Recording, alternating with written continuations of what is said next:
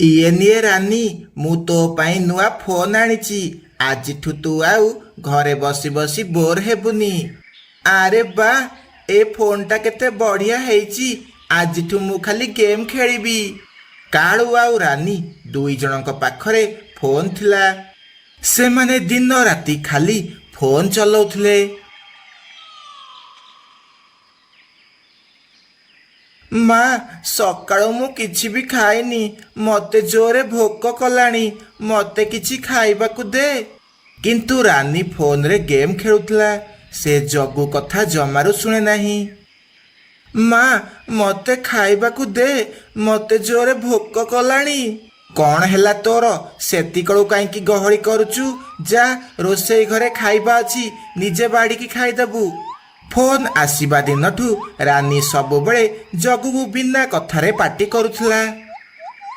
ଏ phone ଆସିବା ଦିନଠୁ ମା ମୋତେ ବିନା କଥାରେ ପାଟି କରୁଛି। ଆଜି ସନ୍ଧ୍ୟାବେଳେ ବାପା ଆସିଲେ ମା ନାଁରେ ତାଙ୍କୁ କହିବି। ସନ୍ଧ୍ୟା ବେଳକୁ କାଳୁ କାଉ ନିଜ କାମ ସାରି ଘରକୁ ଆସେ। ଘରକୁ ଆସି ସେ ବି ଫୋନରେ ବିଜି ହେଇଯାଏ। ବାପା ବାପା, ମୋତେ ଆଜି ମା ଖାଇବାକୁ ଦେଲାନି, ଆଉ ମୋତେ ବିନା କଥାରେ ପାଟି କଲା। କାଳୁ କାଉ ଗେମ୍ ଖେଳିବାରେ ଏତେ ବିଜି ଥିଲା ଯେ ସେ ଜଗୁ କଥା ଜମାରୁ ଶୁଣେ ନାହିଁ। ବାପା ବାପା, ମୁଁ ତମକୁ କିଛି କହୁଛି, ତମେ ମୋ କଥା ଟିକେ ଶୁଣ। ଜଗୁ, ଯା ଏଠୁ, ମୋତେ ହଇରାଣ କରନି।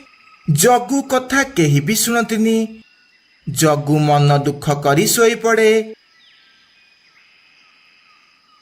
ତା ପରଦିନ ସକାଳୁ ରାନୀ ଜଗୁ ପାଇଁ ରୁଟି ବନଉଥିଲା। କିନ୍ତୁ ସେ ଫୋନରେ ଏତେ ବିଜି ଥିଲା ଯେ ରୁଟି ପୋଡ଼ିଯାଏ। ଇଏ ନିଏ ଜଗୁ, ରୁଟି ଖା, ଆଉ ଜଲ୍ଦି ଜଲ୍ଦି ସ୍କୁଲକୁ ଯା। କିନ୍ତୁ ମା, ଏ ରୁଟି ତ ପୋଡ଼ି ଯାଇଛି, ମୁଁ ୟାକୁ କେମିତି ଖାଇବି? କିନ୍ତୁ ରାନୀ ତା କଥା କିଛି ବି ଶୁଣେନି। ସେ ବସିକି ଫୋନ୍ ଚଲାଏ। ଜଗୁ ନ ଖାଇ ମନ ଦୁଃଖ କରି ସ୍କୁଲକୁ ଚାଲିଯାଏ। ଏମିତି କିଛି ଦିନ ବିତିଯାଏ। ତାଙ୍କ ଘରେ ବହୁତ ଅଳିଆ ଆବର୍ଜନା ହେଇଯାଏ। ରାନୀ ଆଉ କାଳୁ ଫୋନରେ ଏତେ ବିଜି ଥିଲେ ଯେ ସେମାନେ ଘର ସଫା କରିବା ଭୁଲି ଯାଆନ୍ତି। ଏହା ଦେଖି ଜଗୁ ସିଧା ମାନୁ ପାଖକୁ ଯାଏ। ଆରେ ଜଗୁ, କ'ଣ ହେଲା? ତୁ କ'ଣ ପାଇଁ କାନ୍ଦୁଛୁ? ଆରେ ମାନୁ, ତତେ ଆଉ କ'ଣ କହିବି? ମୋ ମା ବାପା ଜମାରୁ ଭଲ ନୁହଁ। ସେମାନେ ଖାଲି ଦିନ ରାତି ଫୋନ୍ ଚଲାଉଛନ୍ତି, ମୋର ଟିକେ ବି ଧ୍ୟାନ ରଖୁନାହାନ୍ତି। ଜଗୁ, ତୁ ବ୍ୟସ୍ତ ହନି, ତୁ ମୋ ମା ପାଖକୁ ଚାଲେ। ତାପରେ ମାନୁ ଜଗୁକୁ ନେଇ ତା ମା ପାଖକୁ ଯାଏ। ଆରେ ସେମାନେ ଫୋନ୍ ଚଲେଇ ଚଲେଇ ବାୟା ହେଇଗଲେଣି।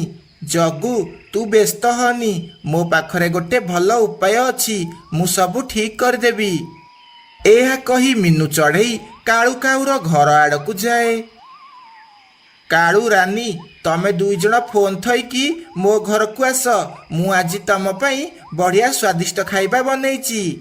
ନାଇଁ, ମୋର ଖାଇବା ଦରକାର ନାହିଁ, ତୁ ଯା ଏଠୁ। ସେମାନେ ମିନୁ କଥା କିଛି ବି ଶୁଣନ୍ତିନି। ସେତିକି ବେଳେ ଗୋଟେ ଚୋର ଆସି ସେ ଦୁଇ ଜଣଙ୍କ ଫୋନ୍ ଭିଡ଼ିକି ନେଇଯାଏ। ଚୋର ଚୋର, ମୋ ଫୋନ୍ ଚୋର ନେଇକି ପଳେଇଲା। କାଳୁ, ଜଲ୍ଦି ଧର ତାକୁ, ସେ ମୋ ଫୋନ୍ ବି ନେଇକି ପଳେଇଲା। ହଁ ହଁ, ମୁଁ ଏବେ ଯାଉଛି।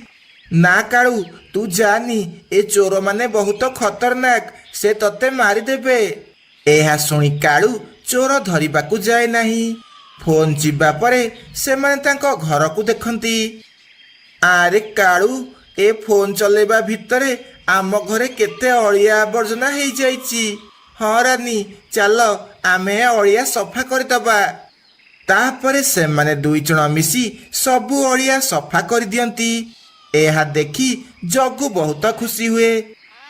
ତାପରେ ସବୁ କିଛି ଠିକ୍ ହେଇଯାଏ। ଆଉ ସେମାନେ ଜଗୁକୁ ନେଇ ବାହାରକୁ ବୁଲିବାକୁ ଯାଆନ୍ତି। ସାଙ୍ଗମାନେ, ଆଜିର ପ୍ରଶ୍ନ ହେଲା, କାଳୁ ଆଉ ରାନୀର ମୋବାଇଲ କିଏ ଭିଡ଼ିକି ନେଇଯାଏ? ଉତ୍ତର ଆମକୁ ତଳେ କମେଣ୍ଟରେ କୁହନ୍ତୁ। ଧନ୍ୟବାଦ। ମଧୁବନ ଜଙ୍ଗଲରେ କୁନି ଚଢ଼େଇ ତା ସ୍ୱାମୀ ବିଟୁ ସହ ରହୁଥିଲା। ସେମାନଙ୍କର କିଛି ବି ପିଲା ନଥିଲା। ସେଥିପାଇଁ ସେମାନେ ବହୁତ ଦୁଃଖରେ ଥିଲେ। ସେମାନେ ଆଜି ଖାଦ୍ୟ ଖୋଜିବାକୁ ଯାଉଥିଲେ। ଚାଲ ଆଉ ଟିକେ ଆଗକୁ ଯିବା। ନା, ମୁଁ ଥକି ଗଲାଣି, ମୁଁ ଆଉ ଯାଇପାରିବିନି। ସେମାନେ ଏମିତି ଯାଉଥିବା ବେଳେ ବାଟରେ ଗୋଟିଏ ବୁଢ଼ୀ ପାରା ସେମାନଙ୍କୁ ଡାକେ। ପକ୍ଷୀମାନେ, ରୁହ ରୁହ, ମୋ କଥା ଟିକେ ଶୁଣ, ମୋତେ ଟିକେ ସାହାଯ୍ୟ କର। ସେ ଦୁଇ ଜଣ ସେଠାକୁ ଆସନ୍ତି। ବୁଢ଼ୀମା, କ'ଣ ହେଲା ତମର? ଝିଅ, ମୋତେ ଜୋରେ ଶୋଷ କରୁଛି। ମୋ ମାଠିଆରେ କିଛି ବି ପାଣି ନାହିଁ। ମୋତେ ଟିକେ ପାଣି ଆଣିକି ଦେଇପାରିବ? ବୁଢ଼ୀମା, ତମେ ଅପେକ୍ଷା କର, ମୁଁ ଯାଉଛି ପାଣି ଆଣିକି ଆସିବି। ଏହା କହି ବିଟୁ ନଦୀକୁ ପାଣି ଆଣିବାକୁ ଚାଲିଯାଏ।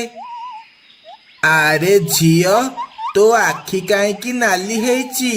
ତୁ କ'ଣ କାନ୍ଦୁଥିଲୁ ନା କ'ଣ? ବୁଢ଼ୀମା, ମୋର କିଛି ବି ପିଲା ନାହିଁ। ମୁଁ ବି ଚାହୁଁଛି ମୋର ପିଲା ହେଉ।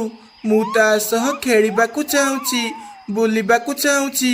ସେଥିପାଇଁ ସବୁବେଳେ ମୋତେ କାନ୍ଦ ଲାଗୁଛି। ବିଟୁ ପାଣି ନେଇକି ଆସେ। ବୁଢ଼ୀମା, ଆମେ ତାହେଲେ ଆସୁଛୁ। ଝିଅ, ତୁ ଏ ସୁନା ଦାନା ଖାଇଦେବୁ। ୟାକୁ ଖାଇଲା ପରେ ତୋର ପିଲା ନିଶ୍ଚୟ ହେବ। ତାପରେ ସେମାନେ ଖୁସିରେ ସୁନା ଦାନା ନେଇ ସେଠାରୁ ଚାଲିଯାଆନ୍ତି। ରାତିରେ କୁନି ସେହି ସୁନା ଦାନାକୁ ଖାଇଦିଏ।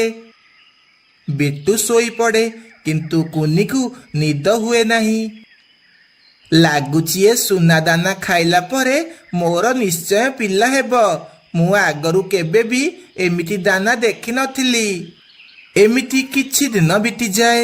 ଗୋଟିଏ ଦିନ କୁନି ଗୋଟିଏ ସୁନା ଅଣ୍ଡା ଦିଏ। ବିଟୁ, ଉଠ ଉଠ, ଦେଖ, ମୁଁ ସୁନା ଅଣ୍ଡା ଦେଇଛି। ଏ ଅଣ୍ଡା ଆମର। ମୋତେ ଜମାରୁ ବିଶ୍ୱାସ ହେଉନି। ହଁ, ଏ ଅଣ୍ଡା ଆମର। ଏ ଅଣ୍ଡା ମୁଁ ଦେଇଛି। କିନ୍ତୁ ଏ ଅଣ୍ଡା ସୁନା ରଙ୍ଗର କ'ଣ ପାଇଁ ହେଇଛି? ଆରେ, ତମେ ଯୋଉ ଦାନା ଖାଇଲ ସେଇଟା ତ ସୁନା ଦାନା। ସେଥିପାଇଁ ତମେ ସୁନା ଅଣ୍ଡା ଦେଲ। ତାପରେ ବିଟୁ ଖାଦ୍ୟ ସଂଗ୍ରହ କରିବାକୁ ଚାଲିଯାଏ। କୁନି ବସିକି ତା ଅଣ୍ଡାକୁ ଗରମ ଦିଏ। ମୋତେ ଏ ଅଣ୍ଡାକୁ ସମ୍ଭାଳିକି ରଖିବାକୁ ପଡ଼ିବ, ଆଉ ସମସ୍ତଙ୍କଠୁ ଲୁଚେଇକି ରଖିବାକୁ ପଡ଼ିବ। ଏମିତି 3 ଦିନ ବିତିଯାଏ। ଗୋଟିଏ ଦିନ ରାତିରେ ସେମାନେ ଶୋଇଥିଲା ବେଳେ ତାଙ୍କୁ କିଛି ଶବ୍ଦ ଶୁଭାଯାଏ। ବଞ୍ଚାଅ, ବଞ୍ଚାଅ, ମୋତେ କେହି ବଞ୍ଚାଅ, ନହେଲେ ମୁଁ ମରିଯିବି। ମୋତେ କେହି ବଞ୍ଚାଅ। ବିଟୁ, କିଏ ବୋଧେ ଅସୁବିଧାରେ ପଡ଼ିଛି। ତମେ ଯାଅ ତାକୁ ବଞ୍ଚାଅ। ମୁଁ ଏବେ ବାହାରକୁ ଯାଇ ଦେଖୁଛି। ତାପରେ ବିଟୁ ବାହାରକୁ ଯାଏ। ସେ ଦେଖେ ଗୋଟିଏ କାଉ ଉପରେ ଗୋଟିଏ ଗଛ ଡାଳ ମାଡ଼ି ବସିଛି। ସେ ସେହି ଡାଳକୁ ବାହାର କରେ। ମୋ ପର, ମୋ ପର, ମୋ ପର ବହୁତ ଜୋରେ କାଟୁଛି। ମୁଁ ଉଡ଼ି ପାରିବିନି। ମୁଁ ଆଜି ଘରକୁ କେମିତି ଯିବି? ତମେ ବ୍ୟସ୍ତ ହୁଅନି, ତମେ ମୋ ଘରକୁ ଚାଲ। ତମେ ଯେତେବେଳେ ଠିକ ହେଇଯିବ ତମେ ତମ ଘରକୁ ଯିବ। ତାପରେ ବିଟୁ ତାକୁ ନିଜ ଘରକୁ ନେଇକି ଯାଏ। ହେ ବୋଉ, ମରିଗଲି ଲୋ, ମରିଗଲି। ବହୁତ ଜୋରେ କଷ୍ଟ ହେଉଛି। ହେ ବୋଉ। କାଉକୁ ଦେଖି କୁନି ତା ଅଣ୍ଡା ଲୁଚେଇ ଦିଏ। କିନ୍ତୁ କାଉ ସେହି ସୁନା ଅଣ୍ଡାକୁ ଦେଖି ଦେଇଥିଲା। ଆରେ, ଇଏ କି ଅଣ୍ଡା? ଏମିତି ସୁନା ଅଣ୍ଡା ତ ଆଗରୁ ମୁଁ କେବେ ବି ଦେଖିନି। ତାପରେ କାଳୁ କାଉ ରାତିରେ ସେହିଠାରେ ରୁହେ। ବିଟୁ ତା ଦେହରେ ଔଷଧ ଲଗେଇ ଦେଇଥିଲା। ମୁଁ ଏବେ ଠିକ ଅଛି। ମୋତେ ଏବେ ଘରକୁ ଯିବାକୁ ପଡ଼ିବ। ମୋ ସ୍ତ୍ରୀ ମୋର ଅପେକ୍ଷା କରିଥିବ। ମୁଁ ଅଣ୍ଡାକୁ ଗରମ ଦଉଛି, ନହେଲେ ଆମେ ତମକୁ ଛାଡ଼ିବାକୁ ଯାଇଥାନ୍ତୁ। ତମର ବହୁତ ବହୁତ ଧନ୍ୟବାଦ। କାଲି ତମେ ଯଦି ମୋତେ ବଞ୍ଚେଇ ନଥାନ୍ତ ତାହେଲେ ମୁଁ ସେ ଡାଳ ତଳେ ଦବିକି ମରିଯାଇଥାନ୍ତି। ଏହା କହି କାଳୁ କାଉ ନିଜ ଘରକୁ ଚାଲିଯାଏ। ଆରେ, କାଲି ରାତିରେ ତମେ କୁଆଡ଼େ ଯାଇଥିଲ? ଘରକୁ କାହିଁକି ଆସିଲନି? କାଲି ମୁଁ ଖାଇବା ଖାଉଥିଲି, ଗୋଟେ ଗଛ ଡାଳ ମୋ ଉପରେ ପଡ଼ିଗଲା। ମୋତେ ଗୋଟେ ଚଢ଼େଇ ବଞ୍ଚେଇଲା, ନହେଲେ ମୁଁ ମରିଯାଇଥାନ୍ତି। ତମେ ଏକା ଏକା କାହିଁକି ଖାଉଥିଲ? ତମେ ଯଦି ଘରକୁ ଆସିକି ମୋ ସହ ଖାଇଥାନ୍ତ ତାହେଲେ ଏମିତି ହେଇନଥାନ୍ତା। ଆରେ ମୁଁ ଯୋଉ ଚଢ଼େଇ ଘରେ କାଲି ରାତିରେ ଥିଲି ତାଙ୍କ ଘରେ ଗୋଟେ ସୁନା ଅଣ୍ଡା ଅଛି। ମୁଁ ସେମିତି ଅଣ୍ଡା ଆଗରୁ କେବେ ବି ଦେଖିନି।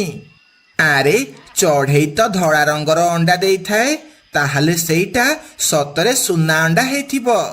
ଚାଲ ଆମେ ସେ ଅଣ୍ଡା ଚୋରେଇକି ଆଣିବା ହାରି, ତାକୁ ବିକିକି ଆମେ ବହୁତ ଧନୀ ହେଇଯିବା। ଚାଲ ଆମେ କିଛି ଉପାୟ ଭାବିବା। ତାପରେ ରାନୀ ବୁଢ଼ୀ ହେବାର ନାଟକ କରେ। ସେ ତା ମୁଣ୍ଡରେ ଧଳା ରଙ୍ଗ ଲଗେଇ ବୁଢ଼ୀ ହେଇଯାଏ, ଆଉ କୁନି ଚଢ଼େଇ ଘର ଆଡ଼କୁ ଯିବାକୁ ଲାଗେ। ଆମେ ଖାଲି କୁନି ଚଢ଼େଇକୁ ଘରକୁ ବାହାରକୁ ନେଇଗଲେ ତାପରେ ଆମେ ଆରାମସେ ଅଣ୍ଡା ଚୋରେଇକି ନେଇଯିବୁ। କୁନି ଚଢ଼େଇ, ମୁଁ ପୂର୍ବ ଜଙ୍ଗଲରୁ ଆସିଛି। ତୋ ମା ମୋତେ ପଠେଇଛନ୍ତି। ତୋ ମା ଦେହ ବହୁତ ଖରାପ, ସେ ତତେ ଖୋଜୁଥିଲେ। ତୁ ଜଲ୍ଦି ତାଙ୍କ ପାଖକୁ ଯା। ମିଛ କହି ରାନୀ କାଉ ସେଠାରୁ ଚାଲିଯାଏ। କଣ ହେଲା ମୋ ମାକୁ? ତମେ ମୋ ଅଣ୍ଡାକୁ ଜଗିଥା, ମୁଁ ଯାଉଛି ମାକୁ ଦେଖା କରିକି ଆସୁଛି।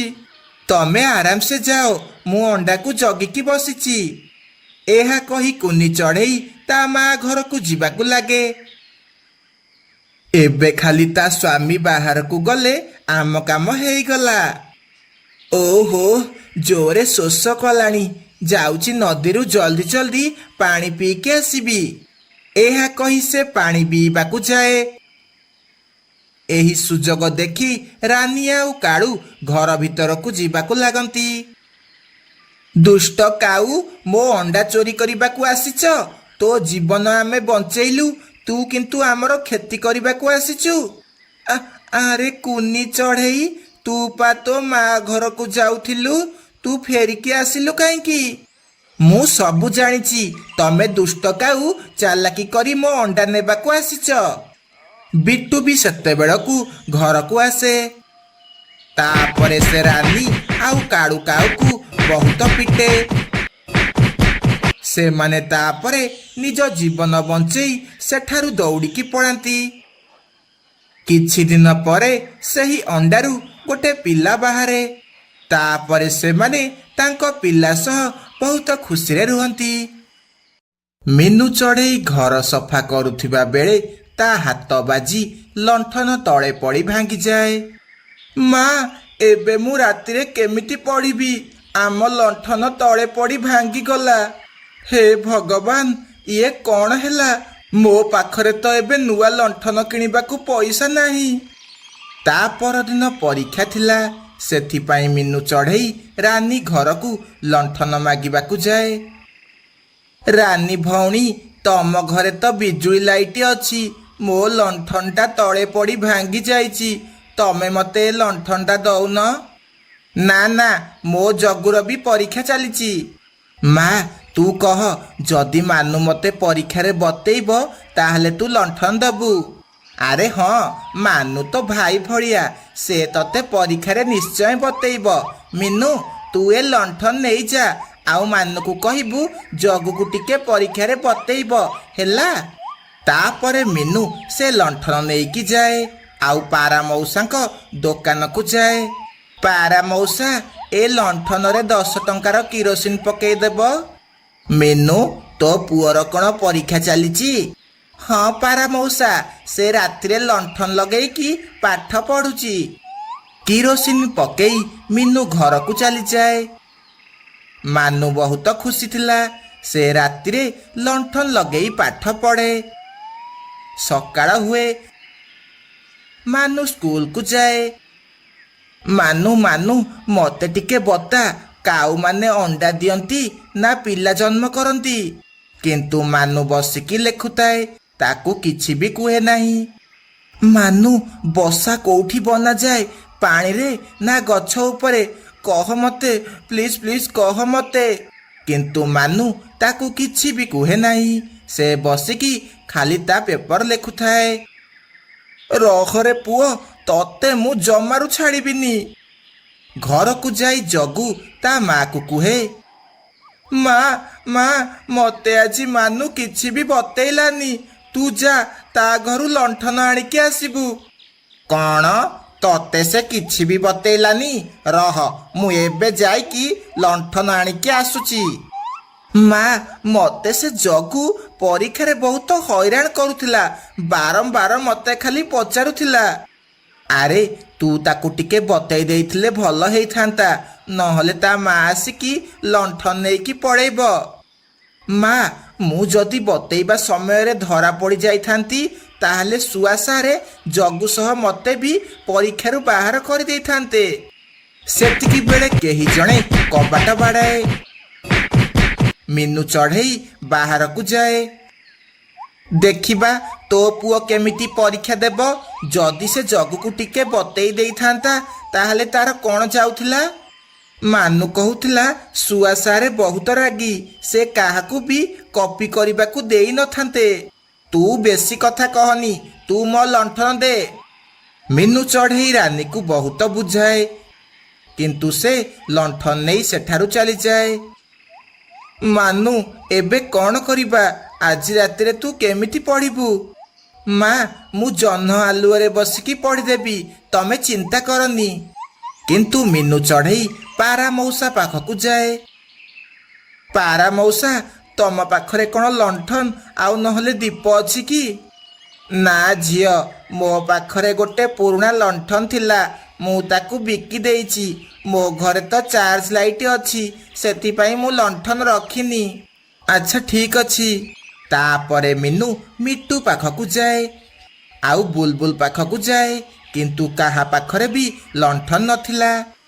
ତାପରେ ମିନୁ ମାନୁକୁ ନେଇ ଆରପଟ ଜଙ୍ଗଲ ତା ମା ଘରକୁ ଯାଏ। ମା ମା, ମତେ ସାହାଯ୍ୟ କରେ। ଆରେ ଝିଅ, କ'ଣ ହେଲା? ତୁ କ'ଣ ପାଇଁ କାନ୍ଦୁଛୁ? ଆଈ, ମୋର ପରୀକ୍ଷା ଚାଲିଛି। ଆମ ଘରେ ଯୋଉ ଲଣ୍ଠନ ଥିଲା ସେଇଟା ଭାଙ୍ଗି ଯାଇଛି। ମୁଁ ଏବେ ପରୀକ୍ଷା କେମିତି ଦେବି? ଆରେ ପୁଅ, ମୋ ପାଖରେ ଗୋଟେ ଚାର୍ଜ ଲାଇଟ୍ ଅଛି, ତୁ ସେଇଟା ନେଇଯା, ଆଉ ବସିକି ମନ ଦେଇ ପଢ଼େ। ଏହା ଶୁଣି ସେ ମା ପୁଅ ବହୁତ ଖୁସି ହୁଅନ୍ତି, ଆଉ ସେ ଲାଇଟ୍ ନେଇ ଘରକୁ ଯାଆନ୍ତି। ମାନୁ ରାତି ସାରା ବସିକି ପଢ଼େ, କିନ୍ତୁ ଜଗୁ ଆରାମସେ ଶୋଇପଡ଼େ। ମାନୁ ପରୀକ୍ଷାରେ ସବୁ ଲେଖେ, କିନ୍ତୁ ଜଗୁ କିଛି ବି ଲେଖେ ନାହିଁ। ଏମିତି ମାନୁ ପରୀକ୍ଷାରେ ଫାଷ୍ଟ ହୁଏ, ଜଗୁ ଫେଲ୍ ହୁଏ। ମାନୁ ଚଢ଼େଇ ଆଉ ମିନୁ ବହୁତ ଖୁସି ହୁଅନ୍ତି, କିନ୍ତୁ ରାନୀ ଆଉ ଜଗୁ ବସିକି ବହୁତ କାନ୍ଦନ୍ତି।